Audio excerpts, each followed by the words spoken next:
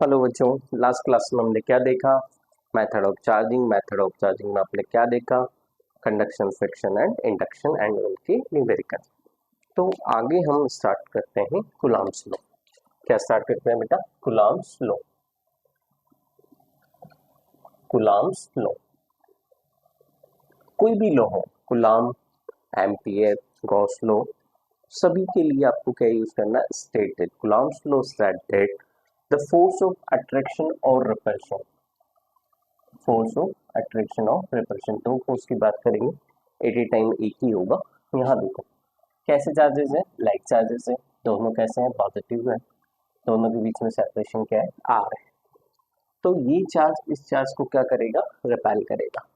क्या करेगा? रिपेल करेगा। तो ये क्या हो गया? फोर्स ऑन Q2 Q1, कैसा? रिपल्शन। तो ये हो गया रिपल्शन। तो लाइक चार्जेस के बीच में क्या होता है? रिपल्शन। एंड अनलाइक चार्जेस भी ले लें, ये Q1, ये -Q2, इन दोनों के बीच में सेपरेशन R। तो अब Q1 इस Q2 को क्या करेगा? अट्रैक्ट करेगा। तो ये क्या हो गया? F2, force on Q2 due to Q1, क्या हो गया? अट्रैक्शन। कूलम्ब्स लॉ में हमने क्या बोला? तो Coulomb's law state that force of attraction और repulsion is directly proportional to the product of charge. F जो होगा Q1 Q2 के प्रोडक्ट के प्रोपोर्शनल होगा and inversely proportional to the square of separation between charge.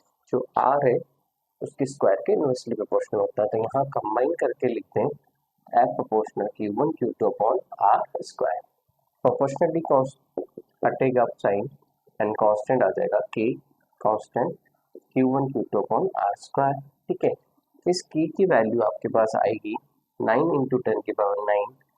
ठीक है, unit क्या हो जाएगी कि यहीं रहेगा, ये आर स्क्वायर इधर चला जाएगा, चार्ज नीचे रह जाएगा। तो newton into metre square upon coulomb square आपकी क्या आ जाएगी? इसकी यूनिट आ जाएगी। इसकी डायमेंशन है तो आपको पता है न्यूटन क्या होता है? एफ इक्वल्स टू एम से निकाल सकते हैं, m1 t minus 2 into L2 upon charge की जो होती है टी होती है, स्क्वायर है तो क्या हो जाएगा? ए स्क्वायर टी स्क्वायर। तो क्या डायमेंशन आ गई? m1 L3 हो जाएगा, t minus 4 and a minus 2 हो जाएगा। राइट, तो m1 L3 t minus 4 a minus 2 आपकी k की डायमेंशन अगर पूछी जाए तो आपको पता होना चाहिए। ठीक है, कैसे चार्जेस की बात कर रहे हैं? Rest charges. Rest charges produces electric effect. क्या प्रोड्यूस करते हैं? इलेक्ट्रिक इफेक्ट प्रोड्यूस करते हैं। ठीक है, तो यहाँ पे k जो है 1/4 पाई एप्सिलॉन होता है। क्या होता है? 4 पाई एप्सिलॉन। ठीक है, ये जो एप्सिलॉन है हमने बोला कि rest charge produces electric effect. तो यहाँ जो चार्जेस हैं वहाँ में एक परमिटिविटी नाम की चीज होती है, वो epsilon not into epsilon r होती है, उसे कहते हैं इलेक्ट्रिक परमिटिविटी। जब रेस्ट चार्ज होता है तो क्या होता है? इलेक्ट्रिक इफेक्ट प्रोड्यूस होता है। ठीक है, इलेक्ट्रिक इफेक्ट प्रोड्यूस होता है तो उस इफेक्ट में एक परमिटिविटी होती है मीडियम की, वो होती है इलेक्ट्रिक परमिटिविटी। एप्सिलॉन से रिप्रेजेंट करते हैं और फिर epsilon not into epsilon r का कॉम्बिनेशन होता है। ठीक है, ये एप्सिलॉन नॉट हमें, ठीक है, इसकी वैल्यू पता भी होती है, होती है एब्सोल्यूट परमिटिविटी। क्या होती है? Absolute permittivity. ये एप्सिलॉन आपकी इलेक्ट्रिक परमिटिविटी, क्या? Electric permittivity. तो इलेक्ट्रिक परमिटिविटी जो कॉम्बिनेशन होता है वो एब्सोल्यूट इनटू रिलेटिव परमिटिविटी का होता है, जिसे रिलेटिव परमिटिविटी को हम क्या कहते हैं? डाइलेक्ट्रिक कांस्टेंट भी कहते हैं। क्या कहते हैं? डाइलेक्ट्रिक कांस्टेंट भी कहते हैं। ठीक है, तो यहाँ पे एप्सिलॉन आता है। ठीक है, बट हम जो बात कर रहे हैं यहाँ पे किसकी बात कर रहे हैं? एयर और वैक्यूम की बात कर रहे हैं। जो चार्जेस रखे हुए हैं, ठीक है, वो कहाँ रखे हुए हैं? एयर और वैक्यूम में। ठीक है, किसी मीडियम वाटर ग्लास की बात नहीं कर रहे। ठीक है, इसलिए एप्सिलॉन आर की वैल्यू क्या होगी? 1 होगी। ठीक है, इसलिए हम यहाँ पे केवल क्या लेंगे? एप्सिलॉन नॉट लेंगे, क्योंकि एप्सिलॉन आर क्या है?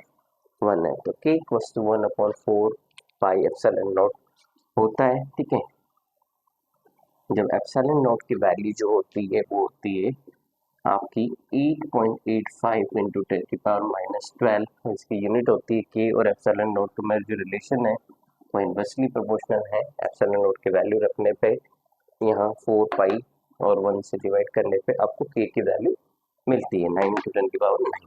ठीक है, तो यहाँ पे इसका जो यूनिट होगा वो होगा इसका inverse coulomb square upon newton into metre square. इसकी डायमेंशन भी क्या हो जाएगी, इसकी reverse m-1 l-3 t4 a2 हो जाएगी, राइट।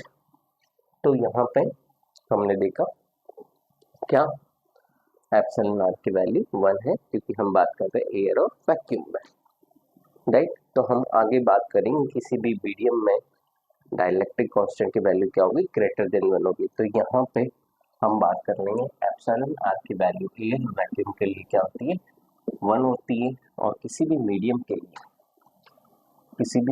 लिए क्या होती है, मीडियम के लिए एप्सिलॉन की वैल्यू क्या होती है, ग्रेटर देन 1 होती है, एक से ज्यादा होगी, क्या होगी, एक से ज्यादा होगी। ठीक है, अब प्रॉपर्टी ऑफ कूलम्ब्स लॉ क्या है, what is the property of Coulomb's law. पहली प्रॉपर्टी सेंट्रल फोर्स है, ठीक है, इसका इक्विलिब्रियम निकाला जा सकता है, it's an central force, it's a central force.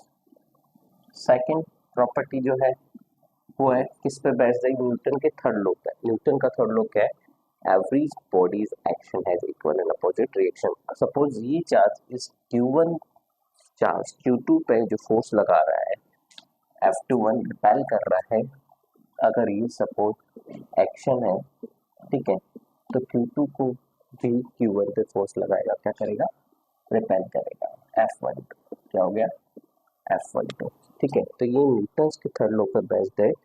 इस चार्ज पे इस पे फोर्स लगाया तो ये चार्ज भी उस पे उतना ही फोर्स लगा देगा, इक्वल मैग्नीट्यूड और अपोजिट डायरेक्शन में। ठीक है, तो सेकंड आपका हो गया it's follow Newton's third law, it's follow Newton's third law. But कभी भी जो फोर्स लगेगा कभी अप एंड डाउन नहीं लगेगा, हमेशा कहाँ लगेगा, always along the line of two charge, but always along the line journey of two charge। ठीक है, मतलब फोर्स कभी भी Q1 Q2 के वे अप एंड डाउन नहीं लगेगा, राइट। कहाँ लगेगा, हमेशा ये चार्ज इधर लगेगा, ये चार्ज इधर लगेगा, force always along the line journey of two charge. तो it's follow Newton's third law, but always along the line journey of two charge.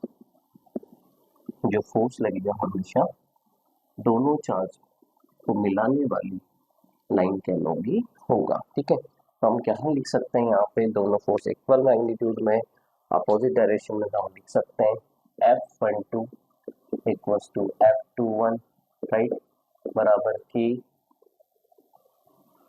Q1 Q2 upon R square. आप दोनों बराबर F से भी हम रिप्रेजेंट कर सकते हैं, F21 F12 क्या हो गया, F के बराबर, ये F21 क्या हो गया, force on Q2 due to Q1, force on Q2 due to Q1, and F12 क्या हो गया, इस पे फोर्स लग रहा है Q1 पे, किसकी वजह से, Q2 पे, तो force on Q1 due to Q2। ठीक है, राइट, तो ये हो गया सेकेंड। ठीक, तो ये तो हो गया मैग्नीट्यूड में इक्वल, ये क्या बता रहा है, इक्वल इन मैग्नीट्यूड, क्या, इक्वल इन मैग्नीट्यूड। दूसरा क्या हो गया, अपोजिट डायरेक्शन। अपोजिट डायरेक्शन मतलब एक राइट है तो दूसरा क्या होगा, लेफ्ट डायरेक्शन में होगा। ठीक है, तो F12 equals to minus F21, तो माइनस बता रहा है डायरेक्शन, अपोजिट डायरेक्शन, क्या डायरेक्शन, अपोजिट डायरेक्शन। तो ये जो फोर्स होते हैं, ठीक है, वो इक्वल मैग्नीट्यूड में होते हैं और अपोजिट डायरेक्शन में होते हैं। ठीक है, हम न्यूमेरिकल करेंगे तो किसी भी एक फोर्स को डिटरमाइन कर लेंगे। ठीक है, तो ये हो गया सेकेंड पॉइंट। तीसरा पॉइंट क्या होता है, the force between two charge is independent on the absence and presence of the third charge. इसका मतलब क्या, पॉइंट लिख ले, third point, it's the force between two charge is independent on the absence and presence of third charge. इसका मतलब मैं आपको समझा देता हूँ। देखो यहाँ दो चार्ज हैं, ठीक है, तीसरा नहीं है तो कोई मतलब भी नहीं है। यहाँ तीन, इसमें हमारा ट्रायंगल बनाते हैं, ठीक है। यहाँ तीन चार्जेस हैं, Q1 Q2 Q3, ये सेपरेशन आ रहा है, ठीक है। तो अगर मैं किसी एक पे फोर्स पूछूं Q3 पे यहाँ पे, तो Q1 Q2 दोनों फोर्स लगेंगे एट ए टाइम।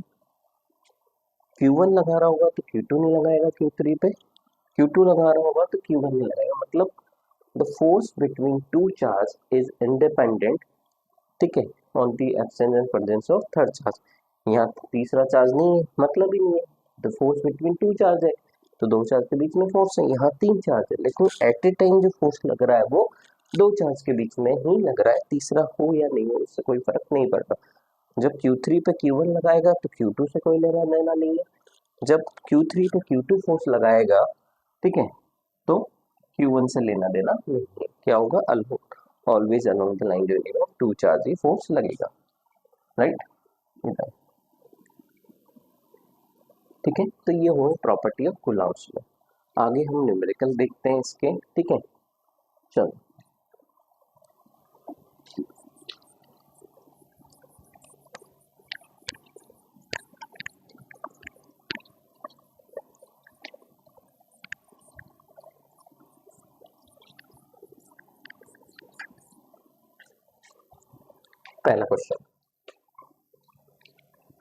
पहला क्वेश्चन नीट का आया हुआ क्वेश्चन है, ठीक है।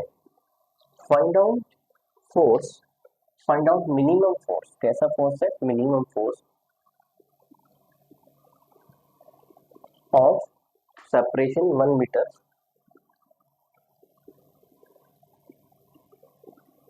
ठीक है। इसमें क्वेश्चन में न तो चार्ज पता है, ठीक है, कि चार्ज क्या होगा, आपको यही इस टर्म्स में आंसर बताना है, ठीक है, कि मिनिमम फोर्स कब होगा। Find out minimum force of separation 1 metre, ठीक है, बिटवीन दी चार्जेस, ठीक है। तो F जो होता है वो होता है Q1 Q2 upon R square के प्रोपोर्शनल होता है, ठीक है। तो यहाँ R जो गिवन है वो तो 1 मीटर है, तो R पे फोर्स डिपेंड नहीं कर रहा, फोर्स किस पे डिपेंड कर रहा है, प्रोडक्ट ऑफ चार्ज पे। तो दोनों चार्ज क्या होंगे, फोर्स मिनिमम कब होगा, अगर फोर्स चार्ज की वैल्यू ज्यादा होगी तो फोर्स ज्यादा होगा, मुझे क्या चाहिए, मिनिमम फोर्स। क्या चाहिए, मिनिमम फोर्स। तो मिनिमम फोर्स कब होगा, जब Q1 Q2 छोटा होगा तो उसका प्रोडक्ट भी छोटा होगा, तो F भी मिनिमम होगा, ठीक है।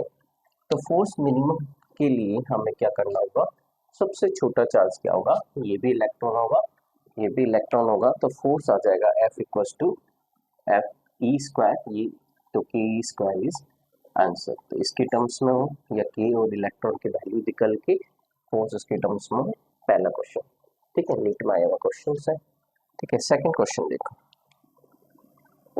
सेकंड क्वेश्चन देखो, आपका कौन सा इक्विलेटरल ट्रायंगल, कौन सा ट्रायंगल है, इक्विलेटरल ट्रायंगल, सभी साइड सभी वर्टेक्स पे इक्वल मैग्नीट्यूड क्यू क्यू रखा हुआ है। साइड इक्विलेटरल तो साइड सेम होगी, एंगल 60-60 होगा, ठीक है।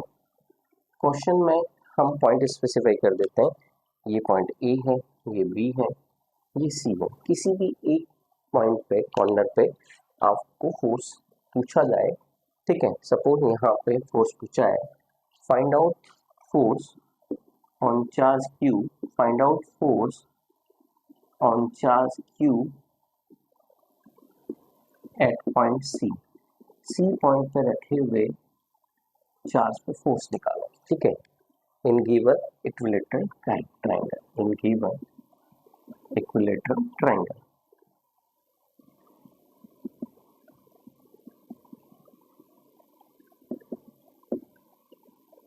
चलो फोर्स निकालो, तो क्या करेंगे, अभी हमें सभी कूलम्ब्स लॉ की प्रॉपर्टीज पता है, ठीक है।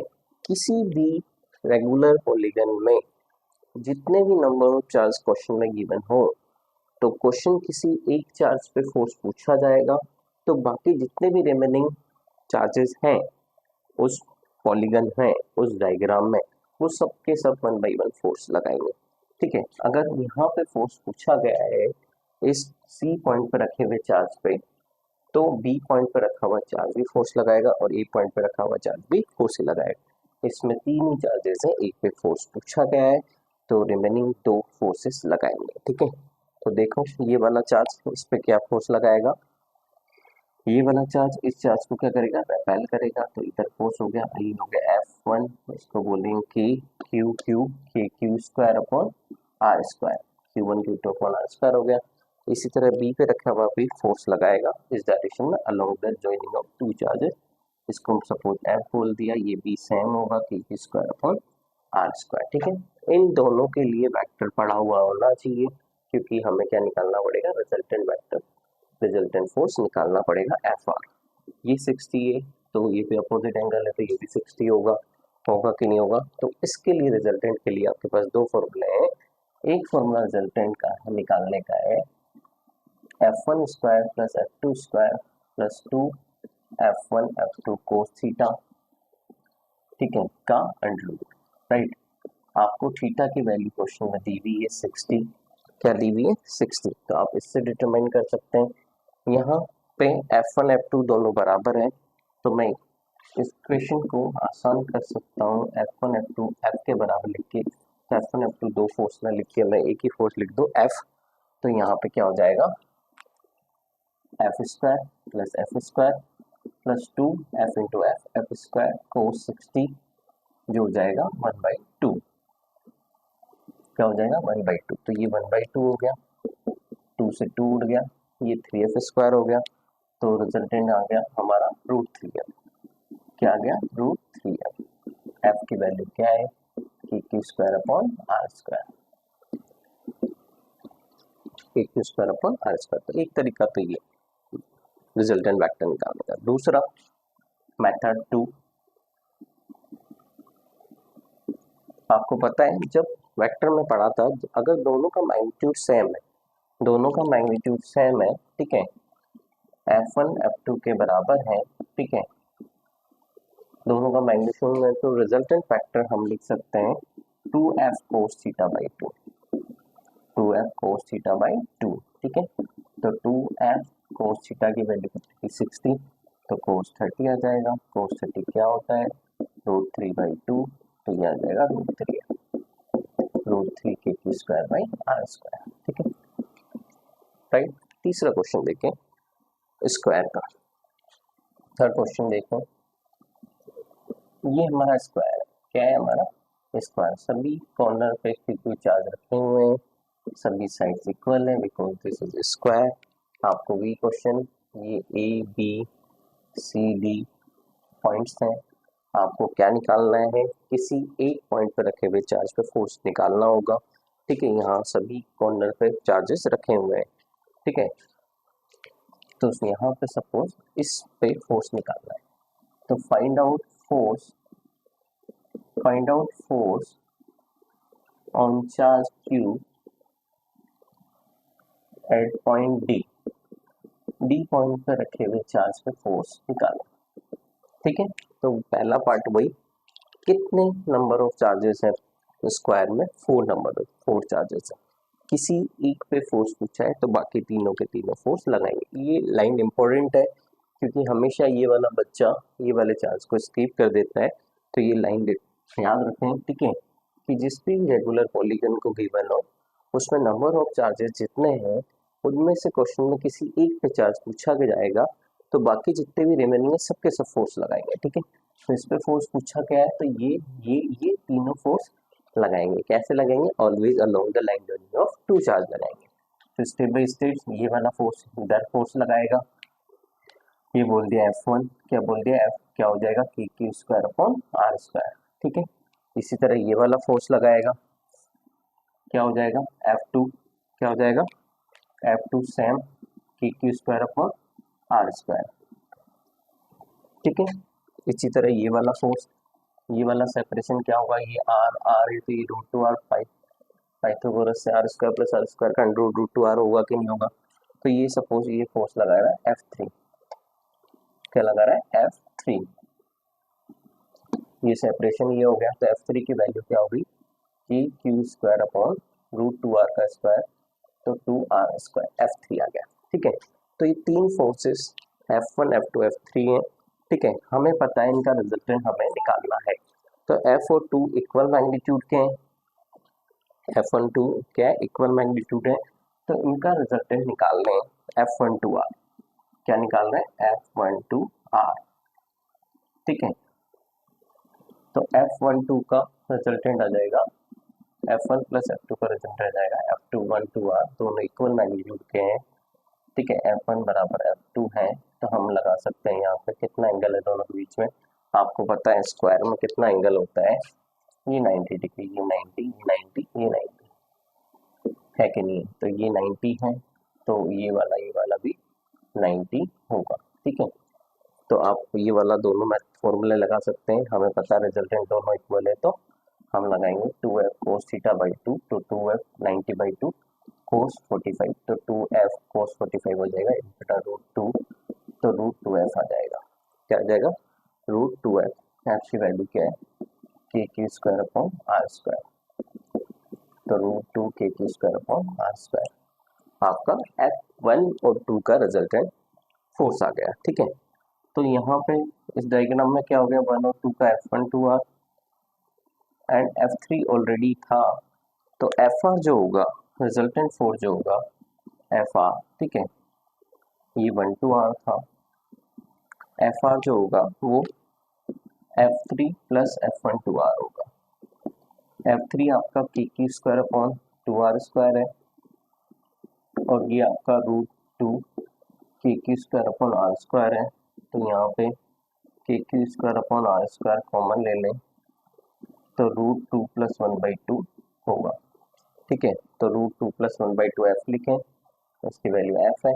ठीक है, तो √2 + 1/2 k²/R², ये हो गया आपका स्क्वायर का। ठीक है, आगे देखें, नंबर क्वेश्चन बहुत होंगे, आपको कूलम्ब्स लॉ पे बैठ कर कोई क्वेश्चन नहीं छूटेगा आपका। ठीक है, इसको अच्छे से देख लें। नेक्स्ट देखें, अगेन क्वेश्चन हमारा, कोई से भी डायग्राम ले लें, स्क्वायर ले लें, ट्रायंगल ले लें। ठीक है, इसमें हम क्या चेंजेस कर रहे हैं, सेंटर पर भी एक फोर्स है, सेंटर पर भी एक centroid of the square, centre पे हम एक चार्ज ले रहे हैं कैपिटल Q। इस क्वेश्चन में हम यहाँ सेंटर पे फोर्स पूछ रहे हैं। क्या पूछ रहे हैं, सेंटर पे फोर्स पूछ रहे हैं। ठीक है, ये स्क्वायर है, तो ये सभी साइड्स इक्वल होगी, सभी चार्जेस इक्वल मैग्नीट्यूड के हैं। सेंटर पे रखे हुए चार्ज, ठीक है, पॉइंट O पे रखे हुए चार्ज Q पे फोर्स निकालना है। फाइंड आउट, क्वेश्चन क्या है, इन गिवन स्क्वायर, ठीक है, find out force at point O on charge Q। ठीक है, चार्ज Q पे हमें फोर्स निकालना है, तो हमें पता होना चाहिए कि ये कितना था, √2R, R और R इसका √2R, इसका भी डिवाइड कर देंगे, तो √2R बाई डिवाइडेड बाई 2, तो ये जाएगा R/√2। क्या हो जाएगा, तो ये दूरी R/√2 और ये वाली दूरी R/√2। ठीक है, इसी तरह यहाँ पे भी ये सेम हो जाएगा। ठीक है, तो सभी दूरी क्या मिल जाएगी, R/√2, मतलब सेंटर से किसी भी कॉर्नर की जो दूरी है वो R/√2 हो जाएगी। क्यों, क्योंकि जब हम इस पे फोर्स, हमारा कितना है, नंबर ऑफ कितने चार्जेस है, 5 चार्जेस है। किस पे फोर्स पूछेगा, सेंटर पर रखे हुए चार्ज पे फोर्स पूछा है, तो बाकी रिमेनिंग सब के सब चार्जेस फोर्स लगाएंगे, तो 1/1 ये क्यू इस क्यू पे फोर्स लगाएगा। ठीक है, डायग्राम दोबारा बना लें, ये सेंटर पर रखे हुआ कैपिटल क्यू, ये क्यू, ठीक है, फोर्स लगाएगा किस डायरेक्शन में, इधर, इस डायरेक्शन में। ठीक है, क्या होगा कि क्यू और ये वाला सेपरेशन R/√2 का स्क्वायर। ठीक है, इसी तरह यहाँ पे रखा हुआ चार्ज, इस पे फोर्स लगाएगा, ये दूरी सेम है, सेम फोर्स आएगा। अगर ये भी F1 है तो ये भी क्या होगा, F1 ही होगा, दोनों क्या होंगे, कैंसिल हो जाएंगे, तो रिजल्टेंट 0 हो जाएगा। इसी तरह यहाँ पे भी Q की बात करें, ठीक है, ये R KQ/R/√2 का स्क्वायर। ठीक है, कहाँ रिपेल करेगा, इधर रिपेल करेगा, इस डायरेक्शन फोर्स होगा, अगर ये F2 है, ठीक है, तो ये भी F2 होगा। ठीक है, दूरी सेम है। ठीक है, ये F1 F2 कोई अलग अलग है, ये दोनों ही सेम है, सभी फोर्सेस सेम है, ठीक है, बट इक्वल अपोजिट की बात कर रहे हैं, तो ये इसके इक्वल एंड अपोजिट है, तो ये इधर है, ये इधर है, तो कैंसिल हो जाएंगे, ये इधर है, ये इधर है, तो रिजल्टेंट फोर्स आ जाएगा 0। क्या आ जाएगा 0, ठीक है, क्या आ जाएगा 0। नेक्स्ट क्वेश्चन देखें, इसमें हम चेंजेस करते हैं, ठीक है, charge Q Q minus Q minus Q, ठीक है, सेंटर पे रखे हुए कैपिटल क्यू पे फोर्स निकालना है, ठीक है, तो फोर्स क्या होगा जरा देखें, ये चार्ज वही सेम क्वेश्चन है, ये स्क्वायर है आर आर, ये √2r होगा, तो ये r/√2 होगा, ये r/√2 होगा, इसी तरह यहाँ पे भी डायगोनल r/√2, सेंटर से वर्टेक्स की दूरी, कॉर्नर की दूरी r/√2 आपको पता है, ठीक है, पहले कैंसिल हो रहे थे, अब क्या हो रहे हैं जरा देखो, ये चार्ज इस चार्ज पे, ये चार्ज, तो वापस क्वेश्चन हो क्या है, सेंटर पे रखे हुए चार्ज पे फोर्स पूछा गया है, तो जितने भी रिमेनिंग चार्जेस है सबके सब फोर्स लगाए, तो ये चार्ज इस चार्ज को क्या करेगा, अट्रैक्ट करेगा इस डायरेक्शन में, और ये चार्ज इस चार्ज को रिपेल करेगा इसी डायरेक्शन में, तो ये F1 और F2 जो है दोनों एक ही डायरेक्शन में, इस डायरेक्शन में दोनों का मैग्नीट्यूड सेम है, तो मैं F बोल देता हूँ, ठीक है, क्या बोल देता हूँ, F बोल देता हूँ, ठीक है, इसी तरह ये चार्ज इस चार्ज में फोर्स कहाँ लगाएगा, ये चार्ज इस चार्ज को अपनी डायरेक्शन में अट्रैक्ट करेगा इधर, और ये चार्ज भी इस चार्ज को इसी डायरेक्शन में क्या करेगा, रिपेल करेगा, अगर मैं बोल दूँ F3 F4 दोनों बराबर होंगे, ठीक है, और इवन F1 F2 भी बराबर होंगे, क्योंकि चार्ज सेम है, बट केवल साइन का डिफरेंस है, तो साइन की वजह से डायरेक्शन हमने मार्क कर ली है, कौन अट्रैक्ट कर रहा है, कौन रिपेल कर रहा है, ठीक है, राइट, तो F1 F2 F3 F4 बराबर ही है, ठीक है, चारों क्या है, बराबर है, तो F1 F2 F3 F4 चारों बराबर है, वो क्या है कि क्यू क्यू अपॉन r/√2 का स्क्वायर, ठीक है, तो इनका रिजल्टेंट हमें निकालना है, तो रिजल्टेंट एक फोर्स ये हो गया F1 F2, तो मैं 2F बोल दूँ, और एक इधर फोर्स हो गया F1